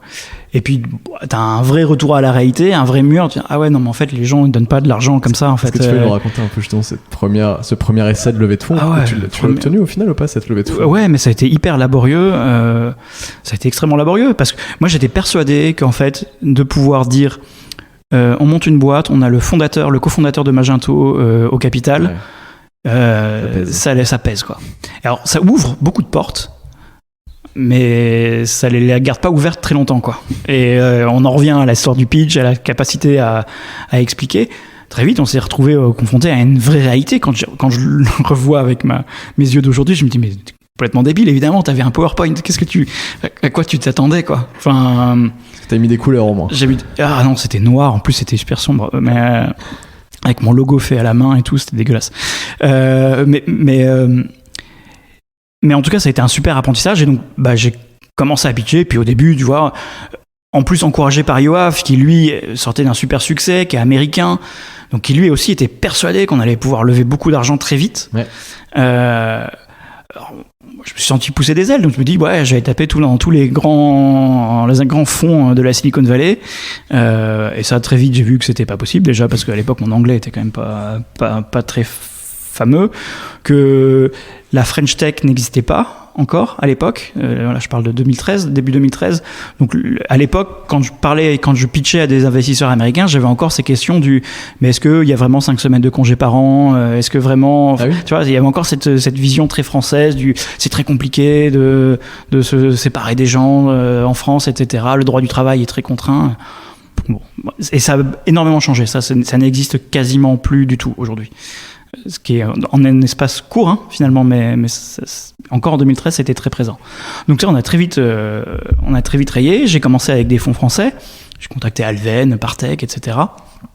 Et là, je sentais que ça les intriguait, mais pas suffisamment pour parier sur, encore une fois, un PowerPoint, quoi. J'avais pitché Kima, donc le fonds de Xavier Niel. À l'époque, c'était Jérémy Bérébi qui était en charge du fonds. Et pareil, intrigué, et puis il finit par me dire non mais vous êtes fous, parce qu'en plus on demande une valo qui était débile pour l'époque. Il dit non mais laissez tomber quoi. Enfin vous êtes hors sol quoi. C'est pas. Donc on revoit nos attentes à la baisse de plus en plus, parce que j'ai commencé quand même ce processus tout le début 2013, et puis on voit que notre phase de R&D, elle va pas prendre 9 mois, elle est en train d'en prendre 18, et qu'on a besoin de carburant, quoi. Parce que on va pas pouvoir passer non plus l'éternité sans salaire, et donc ça devient compliqué. Et en fait, par nos contacts, on rencontre d'autres fonds, on rencontre des business angels nantais, qui à l'époque étaient plutôt des personnes retraitées qui faisaient de la défiscalisation de l'ISF, qui n'était pas fondamentalement le profil d'investisseur dont j'avais envie à cette époque-là, mais à un moment il y avait qu'eux, quoi. Donc on était vraiment sur le point de signer avec eux, jusqu'à ce moment un peu dingue où j'ai une connaissance qui croyait beaucoup au projet, qui me dit mais je comprends pas pourquoi Kima n'investit pas. Et il envoie un email à Jérémy Bérébi en lui disant je comprends pas pourquoi tu le fais pas, moi j'y vais, mais c'est pas grave, je te revendrai mes actions dans 2 ans. Et ça tient un peu de choses, mais ça a fait basculer en fait. Jérémy il a dit attends, je veux re-regarder. On avait revu déjà un peu nos attentes à la baisse en termes de valorisation, et là Jérémy a dit non mais ok, je fais le tour. Et on a fait rentrer Kima comme ça. Et comme ça tient à vraiment des tout petits trucs, et là ça tient à cet email. C'est génial. Et est-ce que Kima vous a aidé après à avoir des contacts à droite à gauche, que c'est quand même un des fonds les plus importants en France? Je pense que ça nous a donné quand même beaucoup de crédibilité, de légitimité. Moi je suis toujours un peu précautionneux sur ce qu'il faut attendre en vrai d'un fonds, surtout un fonds comme Kima dont la stratégie elle est hyper claire, c'est qu'ils font de l'arrosage en fait, hein. Ils investissent beaucoup, beaucoup. En espérant qu'on ait quelques-unes qui sont du lot, quoi. Qui est une technique d'investissement qui marche, hein, qui fonctionne, mais donc ils n'ont pas une capacité, une bande passante à accompagner individuellement les 100 en boîte qui signent par an, quoi. Donc nous, ils nous ont donné cette crédibilité-là. Ils nous ont permis, après, plus tard, de justement avoir un peu plus de crédibilité aux phases d'Alven, qui a fait notre série A derrière. Et après, on a grandi, etc. Mais je pense que, la levée de fonds, pour revenir à la question initiale, la première levée de fonds a été la plus compliquée. La dernière à 41 millions d'euros. Je dis pas qu'elle a été simple, mais il y a un truc déjà, c'est que tu développes un muscle, quand même, aussi en tant qu'entrepreneur, qui peut être dangereux parce que tu finis par un peu pas y prendre goût, mais tu vois, je pense que c'est un peu un risque aussi pour pas mal d'entrepreneurs. C'est que tu deviens meilleur naturellement, en fait, hein, puisque comme personne, tu t'es jamais formé à faire une levée de fonds. Donc la première, elle est débile, tu te fais écraser, les termes sont dégueux, enfin, et puis après, tu comprends un peu mieux comment ça marche, les techniques de négociation. Au bout de la 4e, tu commences à comprendre un peu comment ça fonctionne, quoi. Et la 4e, on a réussi à la timeboxer, on a dit on démarre en juin, on close fin août, on avait repéré les fonds avec lesquels on avait envie de travailler, on avait déjà échangé avec eux avant, et ça s'est fait assez rapidement. Mais c'est un muscle, c'est un truc que tu développes au fur et à mesure des levées de fonds, quoi. Vous avez notamment, entre autres, grâce à ces levées de fonds, ça vous a permis d'aller aux États-Unis. Je suis notamment tombé sur un article qui dit Le rêve américain de Frédéric Dagommer. Très bel article. Et ça commence d'ailleurs par un truc, je crois. il aurait pu faire du théâtre, mais finalement il a monté une startup. Et donc j'ai trouvé ça assez drôle. Mais concrètement, comment ça se passe d'ouvrir une boîte aux US? Ça a l'air de bien se passer. C'est pas toujours le cas, j'ai l'impression, des startups françaises qui vont aux États-Unis. Il y a beaucoup de désillusions. Il y a beaucoup d'allers-retours, genre certaines boîtes en 6 mois elles sont déjà revenues. Parce que la culture est très différente aussi. Comment ça s'est passé Alors déjà, pourquoi vous êtes dit aller aux États-Unis? Et de deux, comment tu as réussi à t'adapter et à faire grandir la boîte là-bas? Alors, pourquoi les États-Unis, déjà, c'est assez simple pour nous. C'est que on est une boîte. Le fait qu'on ait un logiciel open source fait que rapidement, en fait, on a eu des utilisateurs, des gens qui utilisent notre logiciel absolument partout dans le monde. Il y a une viralité hyper forte du modèle open source qui fait qu'on s'est retrouvé avec des clients aux États-Unis, en Allemagne, en Australie, en Suède, en Finlande, et avec une communauté d'utilisateurs hyper importante. Très vite, nous, je pense que on a commencé à faire plus de 50% de notre chiffre d'affaires à l'international en 2016, tu vois. Donc c'est arrivé très très vite dans la vie d'Akeneo. Et pourquoi les US? Les US, c'est qu'on sentait déjà qu'il y avait un appétit, il y avait une traction forte. La version open source nous permet aussi de voir quelles sont les régions dans le monde qui sont les plus sensibles, là où on a le plus d'installations, la communauté est la plus active. Donc ça, c'est raison numéro 1. Raison numéro 2, c'est que c'est le plus gros marché du logiciel au monde. Il y a 50% de l'achat du software dans le monde qui est fait aux États-Unis. Donc c'est un marché énorme avec juste une seule langue, une seule devise, donc qui est quand même fondamentalement infiniment plus simple que l'Europe. Et que voilà, on a dans notre ambition. Clairement, on avait pour ambition de devenir un leader mondial sur notre secteur et on savait qu'on ne deviendrait pas leader mondial sans passer par les États-Unis. Donc très vite, en fait, très tôt, on s'est dit il faut qu'on y aille le plus tôt possible. On a fait des milliards de conneries sur les US. Je pense qu'il y a une checklist en fait qu'on compare régulièrement avec d'autres entrepreneurs. Ah oui, ça toi aussi, tu t'es planté là-dessus. Bah oui, nous aussi. Ouais. Sur qui tu embauches. Là-bas, nous on a embauché un commercial à San Francisco, évidemment le plus loin possible en termes de décalage horaire, tout seul, sans aucune guideline. Évidemment, foirage intégral. Ensuite, j'ai envoyé un Français là-bas qui a fait un super boulot pour défricher le terrain, mais qui est resté français. Et à un moment, si tu veux développer ta boîte en Amérique, il faut devenir américain, quoi. Donc moi, j'ai commencé à y passer beaucoup plus de temps. Ouais. Jusqu'à mars 2020, je passais 2 semaines par mois en fait à Boston. Et je pense qu'on n'est pas au bout de nos erreurs encore sur le développement du marché américain. Donc c'est dur en fait. C'est le marché. Je pense que c'est un peu traître le marché américain parce qu'on a l'impression que finalement c'est très proche de nous. Tu vois, en termes de culture, alors qu'en fait c'est sur le plan business c'est extrêmement différent. C'est extrêmement différent. C'est un vrai apprentissage. Ce serait quoi selon toi les principales différences, les 2-3 grosses différences? Alors je pense qu'il y a en tête. Le premier qui me vient en tête, qui me paraît une évidence aujourd'hui, qui ne l'était pas du tout il y a quelques années, c'est que les boîtes françaises, européennes de manière générale, elles adorent leurs produits. Ce qui est normal. Ouais. Et du coup, elles ne parlent que de leurs produits. Elles parlent de leurs fonctionnalités. Elles parlent de voilà, ça fait ça, venez, je vais vous faire une démo. Et effectivement, les acheteurs européens sont aussi très orientés produits. Ils ont envie de voir ce qui se passe, comment on fait ça, comment on fait telle fonctionnalité, machin, etc. Voilà. Aux États-Unis, je vais pas dire qu'ils s'en foutent, mais c'est pas ça qui est important pour eux. Ce qui est important pour eux, c'est comment je vais gagner de l'argent avec ton produit. C'est ce que j'allais dire. Si tu es en face de moi, je considère que ton produit, il marche, il existe. Maintenant, explique-moi comment tu vas me faire grandir.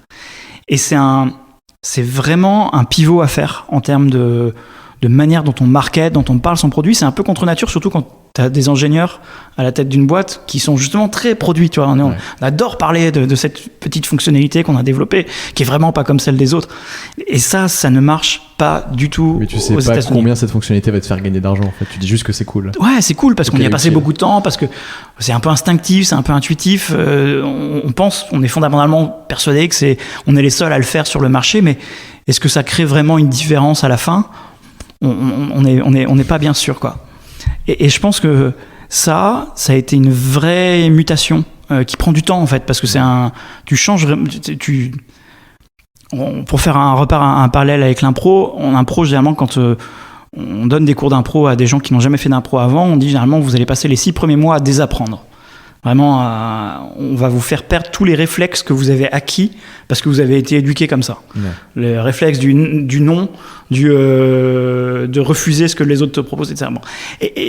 Quand tu arrives aux US, c'est exactement pareil. Tu passes les 12 premiers mois à désapprendre et à te débarrasser de tous tes réflexes qui marchent en Europe. C'est ça qui est assez schizophrène, c'est que faut pas t'en débarrasser complètement, il faut juste accepter que ça ne marche pas pareil. Tu ne vends pas pareil, tu ne marketes pas pareil un produit. La manière dont tu manages des gens aux États-Unis, c'est pas du tout la même chose. Aux États-Unis, tout est extrêmement processé. C'est-à-dire que j'essaie au maximum d'éviter de faire des grandes généralisations et des stéréotypes, mais globalement, aux États-Unis, on voit que si on arrive à très bien structurer, à processer, les mecs sont des bêtes d'exécution, quoi. Ils vont dérouler. Par contre, dès que c'est un peu trop flou, le multicasquette, ça n'existe pas en fait. Enfin, c'est très peu existé. Donc il faut beaucoup structurer, processer. Et ce qui est une super école parce que ça t'entraîne à faire ce que tu vas devoir faire de toute façon côté européen quand tu vas grandir. Ouais. Mais donc c'est un vrai désapprentissage pour réapprendre. Et je pense que la chance, c'est que finalement on l'a commencé assez tôt. Et ce qui fait qu'aujourd'hui, les États-Unis, ça représente 30% de notre chiffre d'affaires, donc c'est quand même un morceau important, mais on n'est pas encore au bout du chemin. Et je pense qu'il faut le démarrer le plus tôt possible, parce que plus tu démarres tôt, moins tu as à désapprendre en fait. Ouais, complètement. Et comment tu as réussi à jongler justement entre ces deux... Parce que tu disais, début 2020 encore, tu faisais beaucoup d'allers-retours entre les États-Unis et la France. Comment tu arrivais à jongler comme ça? Ce qui fait d'ailleurs que j'ai du mal à t'avoir... Avant maintenant pour t'interviewer, c'était compliqué. À chaque fois que je demandais à des gens d'Akeneo, que je croisais des fois à des meet-up, tu penses que je pourrais avoir Fred en interview? C'est compliqué, il est pas souvent là. Bon. Comment je pense que à un moment tu réfléchis plus, c'est juste tu vois les gens qui sont en face de toi qui sont différents et t'arrives à t'adapter. Ouais, et puis je pense que maintenant ce qu'on a fait aussi, c'est que dans notre top management, il y a une grosse partie maintenant, il y a une partie importante qui est aux États-Unis, ce qui permet de créer aussi un équilibre et une balance. Alors ça demande de l'alignement, c'est pas toujours simple, hein, mais ça permet de bien équilibrer les forces. Parce qu'un truc aussi dont on se rend pas compte en fait, c'est que souvent on se dit, surtout nous, les États-Unis sont arrivés après l'Allemagne, après d'autres pays, où finalement l'Allemagne, l'Allemagne, c'est peut-être pas le meilleur exemple, mais prenons l'Espagne ou un autre pays d'Europe, t'as pas fondamentalement besoin d'avoir une équipe de 20 personnes en Espagne pour réussir en Espagne, quoi. Aux États-Unis, tu dois avoir une équipe là-bas. Et on se rend pas compte à quel point c'est loin, en fait. Ouais. À quel point le décalage horaire va te poser des problématiques au quotidien dans la fluidité des échanges, que justement la culture est quand même très très différente. Et ça, moi, j'ai commencé vraiment à m'en rendre compte quand j'ai commencé à faire ces allers-retours vraiment beaucoup plus fréquents et à y passer du temps avec les équipes et me rendre compte qu'en fait, quand j'étais avec eux, je me rendais compte à quel point ils étaient déconnectés du siège, en fait, et que le siège était loin, quoi. Ouais. Ce qui est, un peu... J'ai des questions un peu générales, mais qui sont toujours hyper... Les réponses sont toujours très, très drôles. C'est quoi ton meilleur souvenir dans toute cette aventure d'Akeneo? Putain. C'est la plus dure de toutes les questions. Après, je te pose la question du pire souvenir. Ouais, mais ça marche mieux. C'est plus facile. Alors, le meilleur souvenir, il y en a plein. Vraiment, je peux pas... Enfin, on dit souvent que c'est un roller coaster, que c'est les montagnes russes, et donc tu passes très vite du très très haut au très très bas. Mais il y a rarement d'entre-deux. Donc les très très hauts sont vraiment très très hauts. Donc il y a des moments d'euphorie incroyables, j'en ai plein. Les moments qui me viennent instinctivement, c'est les moments avec l'équipe, quoi. Nous, on a instauré un truc qui s'appelle la Keneo Summer Session. Je te laisserai faire les initiales pour voir à quel point c'est fin et subtil. Et les gens aussi. Voilà. Et tous les ans on part une semaine dans un endroit un peu déconnecté pour se retrouver, pour travailler sans travailler, en fait. On travaille pas sur notre quotidien, on réfléchit à des sujets, etc. Et c'est toujours des moments, et du coup on en a eu 7 puisque l'année dernière en 2020 on n'a pas pu la faire. Et à chaque fois, c'était des moments complètement différents parce que justement, les premières, on était 7, tu vois, donc on était dans une maison au bord de la plage et puis ça grandit, donc c'est plus tout à fait la même logistique, la même structure. Les dernières, justement, on avait des Américains, des Allemands, des Israéliens et tout ça, c'était incroyable. Et c'est à chaque fois, je pense que les meilleurs moments, c'est ces petites parenthèses-là, quand tu arrives à juste faire appuyer sur le bouton pause l'espace de quelques moments, de prendre un tout petit peu de recul et faire ah putain, c'est quand même cool quoi. Parce que c'est dur, quoi. Enfin, je dis toujours, moi, toujours dit aux entrepreneurs à qui je parle, la pire chose qui puisse t'arriver, c'est de réussir quand t'es entrepreneur. C'est parce que ça devient de plus en plus dur, quoi. C'est là qu'il y a plus de stress. Mais ces moments-là, bah, c'est des moments de pure joie, quoi. Est-ce que t'as en tête ton pire souvenir? Ouais, il y en a un dont je peux pas parler parce que trop tôt. On en reparlera peut-être dans quelques années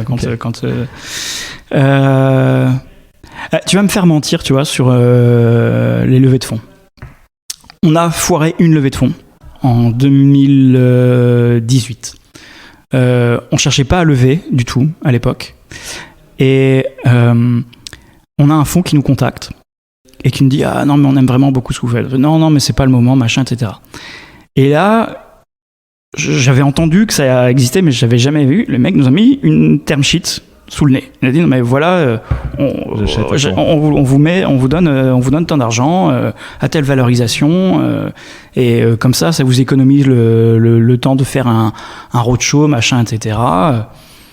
Et puis tu vois, on se pose la question, on se dit ok.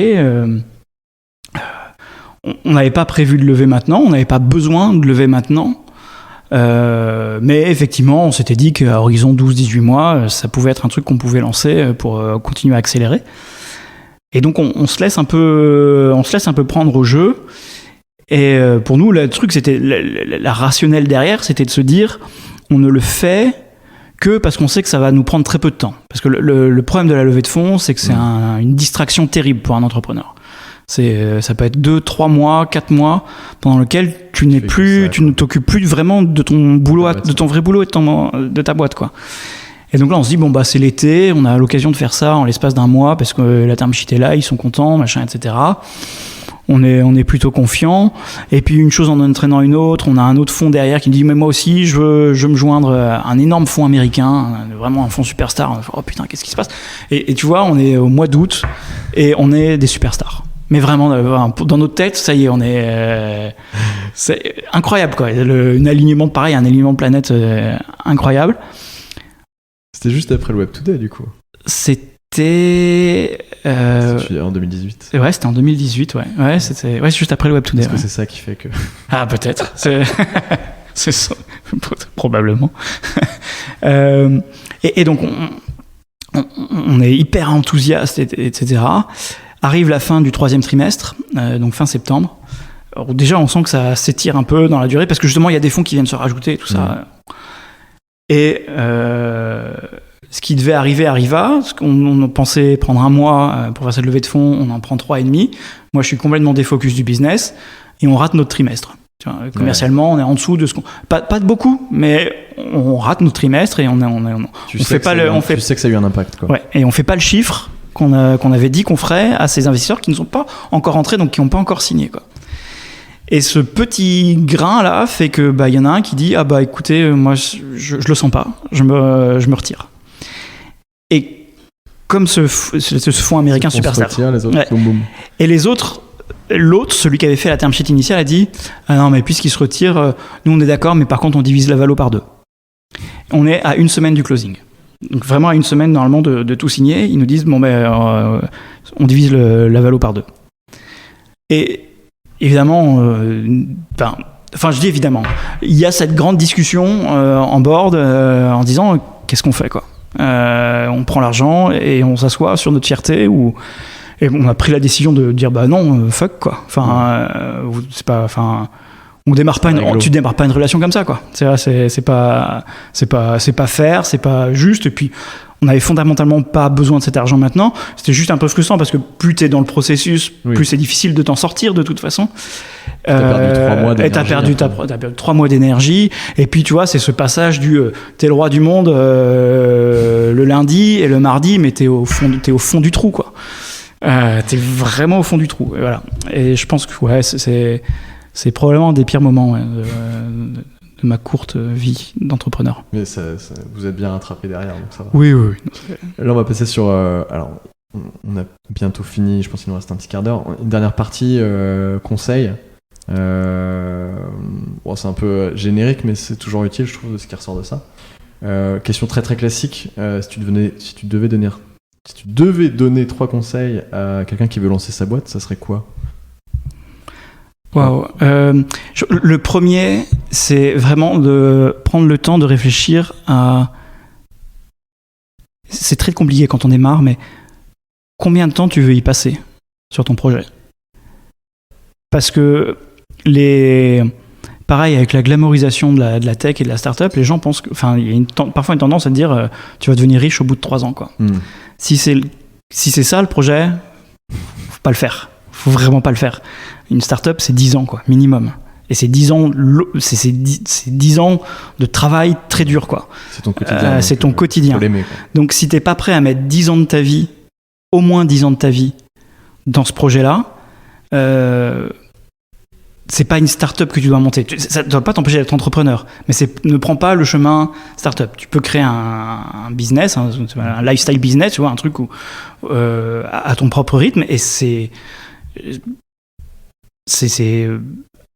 je trouve même beaucoup plus noble parfois que de monter une start-up.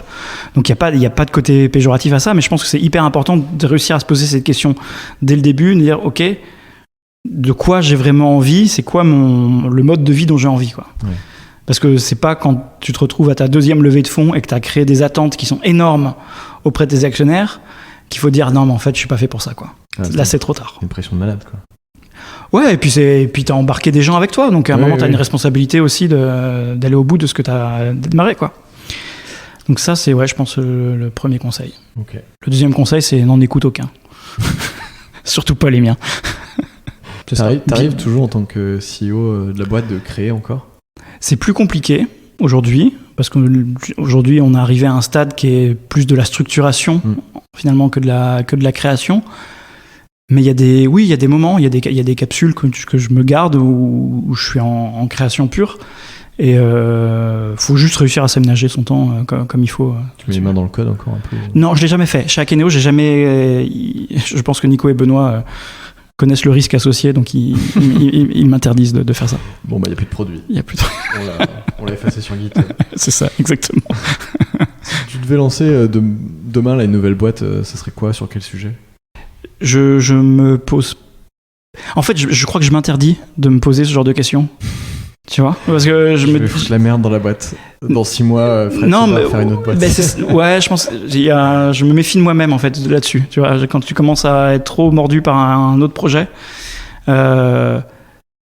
Et honnêtement, en plus, je pense que je montrerai pas d'autres boîtes. Si je devais arrêter Akeneo, je ferais complètement autre chose. Donc, qui serait pas quoi si tu faisais... Je pense que je retrouverais un lien avec le théâtre et l'impro. Je me suis jamais caché, mes associés le savent et beaucoup de gens dans la boîte le savent. Je pense que moi, mon projet et mon rêve, c'est d'acheter un théâtre. C'est dit, c'est enregistré. C'est enregistré, ouais. C'est une question qui est un peu libre, mais en dehors d'Akeneo, c'est quoi les sujets qui t'intéressent le plus en ce moment ? Alors, tu nous as parlé du théâtre, mais c'est quelque chose qui est toujours là, mais est-ce que là, il y a en ce moment particulièrement des sujets qui t'intéressent ? Ça peut être, je sais pas, le télétravail, la crypto-monnaie, la responsabilité sociale, le véganisme, j'en sais rien. Non, je pense que la responsabilité sociale d'une entreprise, en fait, je pense que c'est un sujet qui devient de plus en plus important. On a vu ce qui s'est passé l'année dernière avec le Black Lives Matter, etc. Ouais. Et je pense que de plus en plus, les sociétés doivent sortir de leurs réserves et s'engager sur ces sujets-là.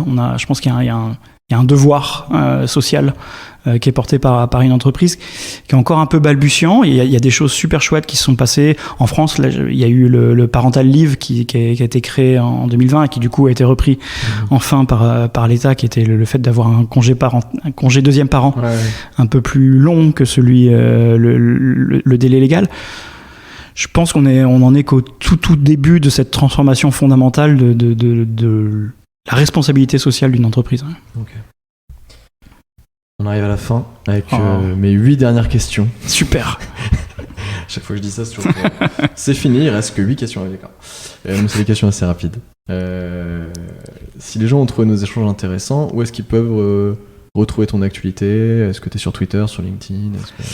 Alors, oui, je suis sur Twitter et LinkedIn, mais pas de manière... Je suis pas très actif. Ouais. Je suis pas... LinkedIn peut-être un peu plus. Instagram si vous voulez voir des photos de ma fille, mais ouais, non, Twitter et LinkedIn, ouais, je suis en tout cas. Je ne suis pas actif, mais je suis plutôt voyeur. Voilà. Si j'étais un journaliste et que je te demande c'est quoi ton actu, tu me réponds quoi? Mon actu, là tout de suite, c'est qu'on a 110 personnes à embaucher en 2021. J'avais en tête si jamais tu ne trouvais pas. On a 110 personnes embauchées 2021 et c'est un sacré challenge. Une personne tous les 3 jours, c'est pas mal. C'est pas mal. Alors c'est pas que à Nantes, il y en a quand même pas mal aux US, mais à Nantes, je crois que j'ai pas loin de 70 personnes à embaucher cette année. Quoi comme profil? Beaucoup de tech, beaucoup de profils tech, développeurs. Sur quel techno peut-être? PHP, Symfony, après pas mal de JavaScript aussi, et puis il faut aimer l'open source. Voilà. Voilà, le message est passé. C'est quoi les 3 outils que tu utilises le plus au quotidien? Tu veux dire en dehors de Zoom et de... Ouais, des trucs un peu sympas, quoi.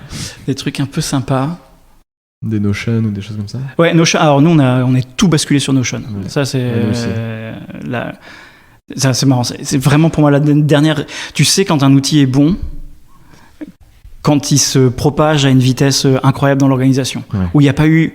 Tu vois, on n'a pas eu besoin de faire des formations, des machins, tout est fait de manière hyper instinctive, organique, alors qu'on est quand même 200 personnes, tu vois. Donc, tout le monde l'a adopté hyper vite. Le dernier outil qui nous a fait ça, c'est Slack, tu vois, où il y a eu comme ça une adoption hyper instinctive des outils. Donc Notion, ouais, c'est un super outil. C'est quoi ton rêve? Mon rêve? Ça peut... Pardon. Ouais, mais en fait, du coup, je pense que je l'ai... Non, mais je pense que je l'ai dit, moi, je rêverais d'ouvrir un théâtre. Ouais. Si tu devais tenir une conférence TED, ça serait quoi le titre? Alors, autre que celle du Web Today. Fais ce que doit, advienne que pourra. Je pense que c'est un peu ma devise. Et ce serait quoi la conclusion de ce talk? De ce talk, ce serait sans doute que finalement, le plus important, c'est pas tellement... Je pense que je suis assez contre les objectifs, les grands objectifs. Je pense que souvent, d'ailleurs, il y a une pression sur les entrepreneurs pour dire ok, c'est quoi ta grande vision? Et je pense que t'as pas besoin de grande vision pour réussir. T'as pas besoin de vouloir sauver le monde ou de rendre le monde meilleur juste par une vision ou des objectifs. Ça peut aussi passer par la manière dont tu fais les choses, quoi. Et donc si tu fais les choses en accord avec toi-même, ça suffit généralement. Voilà. Qui me recommandes-tu d'inviter sur ce podcast? T'as invité déjà beaucoup de monde que j'aime beaucoup. Hein. Il va falloir faire un effort. Ouais, non. Grégoire Monconduit, de Rosemood. Ah oui, je sais pas si tu... Je vois la boîte, mais je connais pas la personne. Qui est un entrepreneur encore très atypique, qui a monté une super belle boîte, plus traditionnelle, pas de levée de fonds, complètement bootstrappée, avec des valeurs aussi hyper fortes. Et c'est un mec en or, donc ouais, je te recommande d'inviter Grégoire. S'il nous écoute, avec grand plaisir. Est-ce qu'il y a un sujet, une question que je t'ai pas posée que tu aurais aimé qu'on aborde? Non, enfin c'est passionnant. Je te disais tout à l'heure, l'improvisation, je pourrais en parler pendant des heures, donc je pourrais te parler de c'est ce que tu m'as dit tout à l'heure. On a fait une pause pour aller boire de l'eau et tu me disais ça justement. Est-ce qu'il y a justement des choses sur l'improvisation dont tu as envie de parler, qui te... Non, j'ai juste envie de dire, s'il y a des gens qui sont un tout petit peu curieux, faites des ateliers d'impro. Allez faire de l'impro, vous allez apprendre tellement sur vous. Tu disais que tu essayais d'amener des gens ici qui font du théâtre d'impro pour inculquer un peu cet état d'esprit ici dans l'entreprise. Qu'est-ce que tu attends, entre guillemets, comme résultat de ça ? Rien de concret. En fait, je pense que c'est un cheminement personnel, mais c'est juste pour parfois débloquer un peu des choses personnelles. Très honnêtement, ça permet aussi de créer un esprit de groupe, parce que tu pousses quand même à un moment, quand tu fais un groupe de 8 personnes avec un improvisateur et avec un prof d'impro qui va les pousser un petit peu au bord du ravin quand même, hein, tu vois, t'es très loin de ta zone de confort, hein. Tu te retrouves un peu à poil de te dire, vas-y, t'es sur scène, tu fais une scène, tu sais pas ce qui va se passer, tu deviens très vulnérable en fait quand t'es dans ce moment-là, et donc que les collègues puissent voir cette vulnérabilité-là, ça crée aussi une relation beaucoup plus forte derrière. Donc nous, c'est une des raisons pour lesquelles on les fait, mais je pense que ça débloque aussi à titre personnel beaucoup de choses sur soi-même, sur justement son rapport à la peur, son rapport au rejet, son rapport à un truc tout bête, mais faites l'exercice. Enfin, vous demandez à deux personnes qui n'ont jamais fait d'impro, vous les mettez sur scène, la première réplique de l'un, c'est bonjour papa. T'as 90% de choses que l'autre réponde « je ne suis pas ton père ». Parce qu'il va refuser l'idée qu'on lui impose qui il est. C'est vrai, c'est un vrai truc, ça ? Ouais, c'est un vrai truc. Je crois instinctivement, j'aurais pas dit ça, moi. Je sais pas pourquoi. Mais... Mets-toi dans un contexte... Mais oui, peut-être. Dans un contexte où deux sur scène, il y a des gens qui vous regardent, il y a quelqu'un qui arrive sur scène et qui te dit « bonjour papa ». Donc il te dit qui tu es et qui te force à rentrer dans un truc dans lequel t'as peut-être pas forcément envie de rentrer, quoi. Et ça, c'est fascinant, parce que quand je parlais de désapprendre, en impro, on apprend à désapprendre ça, à accepter ce que nous apporte l'autre et à réagir et à rebondir là-dessus, quoi. C'est génial. Voilà. J'ai passé beaucoup de temps sur cette dernière question. Non, pas du tout. Justement, c'est hyper intéressant. Moi, ça m'intéresse vachement. Et si jamais on peut venir à ces trucs d'impro avec Shakeno, je suis ravi de venir. Et ma dernière question qui est toujours la même, c'est si on associe le mot contrevent, donc qui est le nom du podcast, avec Fred dans une phrase, à quoi ressemblerait cette phrase ? J'ai changé un peu, t'as vu, c'est compliqué. T'as vu, ouais, parce que pour le coup, je crois que c'était à peu près la seule que j'avais préparée. Et... tu peux répondre comme. Non.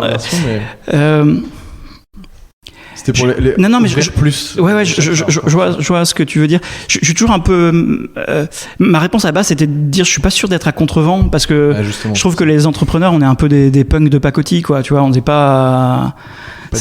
C'est pas ouf, quoi. Tu vois, on n'est pas non plus. Révolutionnaire. Il y en a qui le sont fondamentalement, mais je pense qu'il faut aussi ramener à la réalité de ce qu'on fait. Je vais devoir changer le nom de mon podcast. Non, mais par contre, et après, tu vois, j'ai réfléchi, je me dis, mais encore une fois, je reviens à mon truc c'est pas forcément ce qu'on fait qui est important, c'est la manière dont on le fait. Et est-ce qu'on est à contrevent justement parce qu'on a pris le choix de faire un truc open source, donc de quand même filer notre logiciel gratuitement, ça, c'est sans doute peut-être un peu à contrevent. Ouais. Tu vois, c'est marrant parce qu'une personne sur deux me répond oui, je pense que je suis à contrevent parce que d'autres personnes n'auraient pas fait le choix que j'ai fait. Tu vois, typiquement, t'expliquais au début que quand tu t'es lancé sur ce projet avec Eno, ta famille te disait mais vous êtes malade, vous avez 30 ans, c'est là où vous gagnez mieux votre vie, etc. Et d'autres personnes disent bah non, moi je pense pas que je suis à contrevent, au contraire je pense être dans le sens de l'histoire, entre guillemets. Et c'est vrai qu'on peut le voir dans les deux sens, c'est pour ça que j'ai changé cette dernière question. J'essaye vachement de me justifier là. Mais non, mais c'est une super question. Et c'est un très beau nom. Mais ça vient, je sais même pas si je l'ai déjà dit dans un podcast, mais ça vient de La Horde du Contrevent de Alain Damasio. D'accord.